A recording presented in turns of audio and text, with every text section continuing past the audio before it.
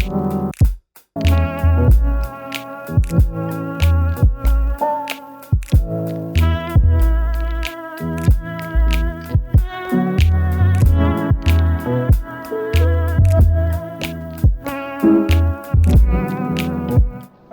everyone, this is Harmonix and welcome to the twofold car review. I have my assistant right here, Mpinane. We had just finished taking pictures of the 220 diesel, which is the car that we're in right now. Very comfortable car, very enjoyable drive, very fuel efficient, uber luxurious, but small things. There's no light by the visor at all. So I only just found out that not having a light by the sun visor is very critical, because then it means she can't check her makeup. So small things, BMW, please include a light by the sun visor, please. It's very critical for our partners. But besides that, looking at the exterior of the car, I really love the front of the vehicle. I think that's something very spectacular that BMW doesn't skimp on. The grille, the big kidney grills were very controversial when they came out, but I feel like they work on the newer models. And I know another thing that people aren't very keen on is what the back of the vehicle looks like. Yeah, it's different. It's very different from other models. I don't know, it will take some getting used to, I think, but it's not really much of a train smash for me, you know. I think it's a very beautiful looking car with great use of materials, especially when you're looking at the interior of this current model. You touch the materials and you know that this is just luxurious, which is very typical of BMW. And the current model that we are in, no BMW, I'm not speaking to you, which is very typical of it. But one thing that I really like, actually not but, is the slight blue stitches on the vehicle, like on the interior of the vehicle. I think that's a nice touch. And the head, yeah, on the headrest as well, and then the seats as well. The seats are like a combination of fabric and leather, which I think is very different from what I'm used to with BMW, you know. So I don't know, I really like it. It's very different, and the cabin is very compact.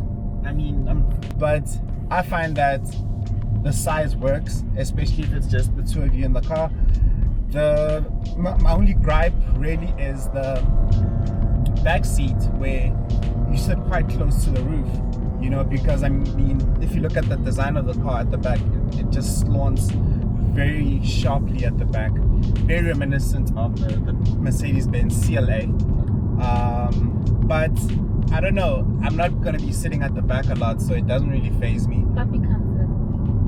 Yeah, sorry puppy, we can't really give you a lift unless if you sit like this, because puppy's very tall.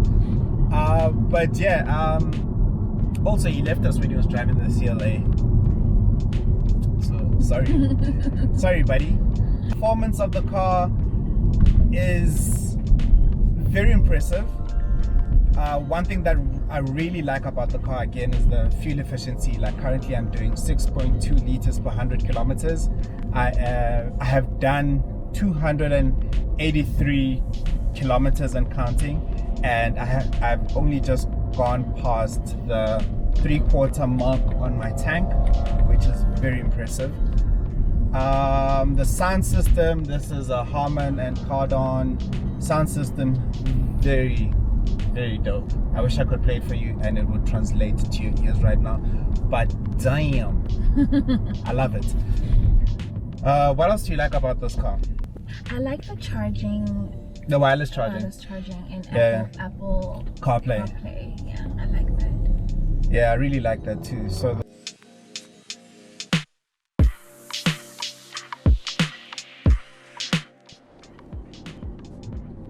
I'm sorry. So our memory card got full. And I got hungry. So we had to grab something to eat.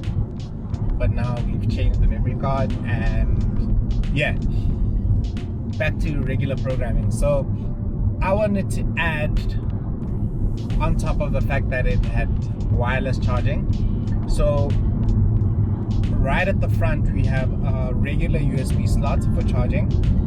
In the center console compartment there's USB-C. At the back there's an additional 2 USB-C ports for charging as well, so you have ample charging slots for all of your passengers and yourself as well. So I feel that's a great thing. That's nice. Yeah. You know, that's very nice. What else did I want to touch on in the car? So Price. yes, the price of the 220D, this is the M Sport package, Motorsport package, and you're looking at something around the region of 711,000 without all the other frills of, you know, the car, you know, the fringe benefits. I'm not sure if this is included in that 711. I like that. You know, the panoramic sunroof, which is a great feature, I might add. So one thing I wanted to say is, when you are selecting your package, look at all the things that interest you in the car or you feel like you're going to use. You know, I think that's why they have optional extras, so that you don't have a car that's costing, I don't know, over R1 million, and you're like, sheesh, everything shouldn't be included. You know, they give you those options so that you can select what you want and what you don't want, And make your car. and really build a car that is really going to work for you. So yeah, I don't know, I think one thing that I would have changed in this car is I would definitely add electronic seats. You don't have electronic seats, but one thing that I love is the lumbar support, which is just your lower back, and it just gives you great posture, especially for long distance driving, which is what this car is really made of, long distance driving. But yeah, besides that, I really enjoy driving the car. It's a really solid car, very nice, comfortable suspension, very soft. I don't know, what did you experience when you drove the car? I loved it. I thought it was so comfortable, so easy to understand. Yeah, I loved it. Well, I think I want one. 711,000. Yeah. From. And you have to have it in the motorsport, you know, package. But yeah, I really enjoy BMW vehicles. She knows that. And is this something that I would get personally? I don't think so, purely because the boot space it's not small, but the entrance is slightly irregular, so that for your large items you're gonna have a bit of a challenge, like getting them in, and the boot may not close as well. So those are the things that you have to consider when you are getting this car, or you want to get this car. So for me, I would opt for a 1 Series, you know, a 1 Series. But that's You know, you kind of know what you're getting. Yeah, it's my favorite BMW. Yeah. We know.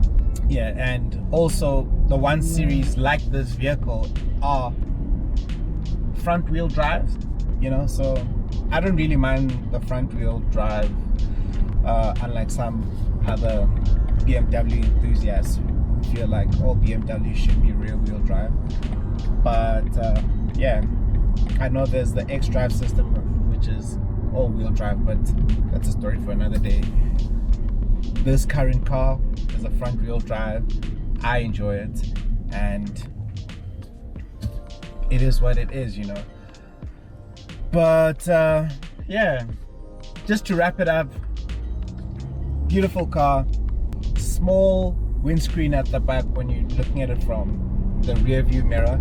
I'd highly recommend it if you're gonna be doing like a lot more like family trips, you know. It's very small family yeah. trips, yeah. Like if you have I don't know, let's say toddlers, if your kids are still toddlers and you want to drive around with them, especially now during like COVID times where driving seems to be the only option really, it's not a luxury, but it seems to be the only option really, because I don't know, I'd struggle to put my family in a plane. I wouldn't want you in a plane, but yeah, besides that, I really think this is a beautiful car, very comfortable, touchscreen. You're not really going to use the touchscreen, but the jog wheel here, the wheel that controls the infotainment system, really works beautifully on the BMW, so I can't fault BMW on that. I really enjoy the infotainment systems. Like, again, the sound system, beautiful. But yeah, I'm very happy with the vehicle. And any parting words that you might want to add? I love it. Fuel efficiency. Fuel efficiency, yeah. We It's love a top. fuel efficiency in these trying times. Yes, yes. And yeah, I'm very happy with it. And that's it from me, really. That's it for me. Well, until the next video, this is Harmonix signing out. Peace.